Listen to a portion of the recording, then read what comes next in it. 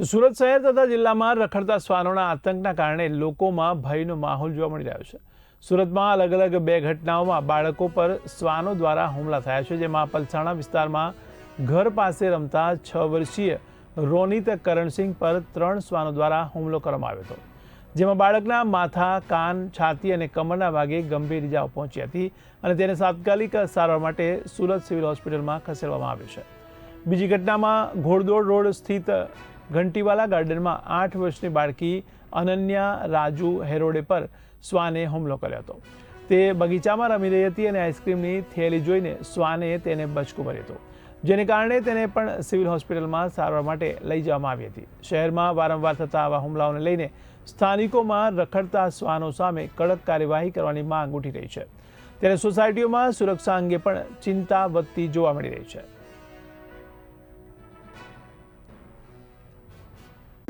हम लोग गोरदोर रोड पे वो घंटे वाला गार्डन है ना, उधर गए थे तो उधर 4-5 कुत्ते थे, तो कुत्ते ने काट लिया।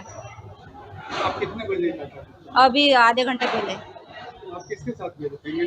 फैमिली मेरे बच्चे और मैं ही गई थी। वहाँ खेल रहे थे बच्चे? खेल रहे थे बच्चे, तो मैं आइसक्रीम लेने गई तो फिर बच्ची ने वो आइसक्रीम की थैली लेके अंदर चली गई, तो कुत्ते ने पकड़ा उसको।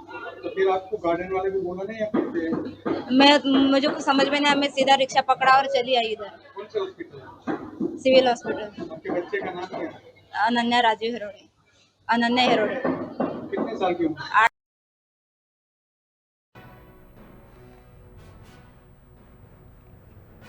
તો સુરત શહેર તથા જિલ્લામાં રખડતા શ્વાનોના આતંકના કારણે લોકોમાં ભયનો માહોલ જોવા મળે છે। સુરતમાં અલગ અલગ બે ઘટનાઓમાં બાળકો પર શ્વાનો દ્વારા હુમલો થયા છે, જેમાં પલસાણા વિસ્તારમાં ઘર પાસે રમતા 6 વર્ષીય રોનિત પર શ્વાનો દ્વારા હુમલો કરવામાં આવ્યો, ત્યારે બાળકના માથા, કાન, છાતી અને કમરના ભાગે ગંભીર ઇજાઓ પહોંચી છે। જોકે તેને તાત્કાલિક સારવાર માટે સુરત સિવિલ હોસ્પિટલમાં ખસેડવામાં આવ્યો છે।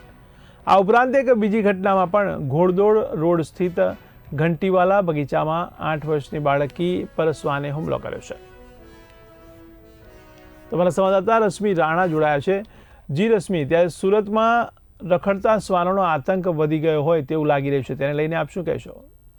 જે પ્રકારે છેલ્લા એક અઠવાડિયાથી એક બાદ એક ડોગ બાઇટના કેસોમાં વધારો જોવા મળી રહ્યો છે।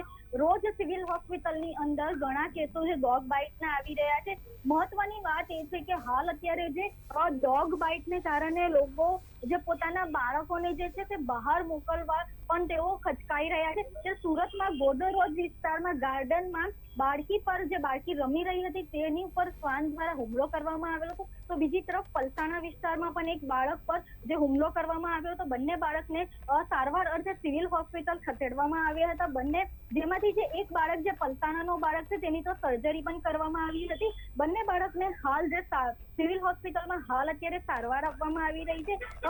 જે પ્રકારે છેલ્લા ઘણા દિવસોથી જે ડોગ બાઇટના કેસો વધુ પડતા જોવા મળી રહ્યા છે, ક્યાંક ને ક્યાંક તંત્ર દ્વારા પણ આ બાબતે એક્શન લેવાની વાતો કરવામાં આવી હતી, પરંતુ હાલ જે એક બાદ એક આ કેસો આવી રહ્યા છે જેને ક્યાંક ને ક્યાંક તંત્ર હજી ઢીલું પડી રહ્યું હોય તેવું પણ લાગી રહ્યું છે।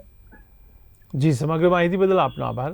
ત્યારે સુરતમાં પલસાણા વિસ્તારમાં શ્વાનોનો આતંક વધ્યો હોય તેવું લાગી રહ્યું છે। તો 6 વર્ષીય રોનિત સિંહને ગંભીર રીતે ઇજાગ્રસ્ત કર્યો છે, ત્યારે માથા, કાન અને છાતીમાં ગંભીર ઘા જોવા મળ્યા છે।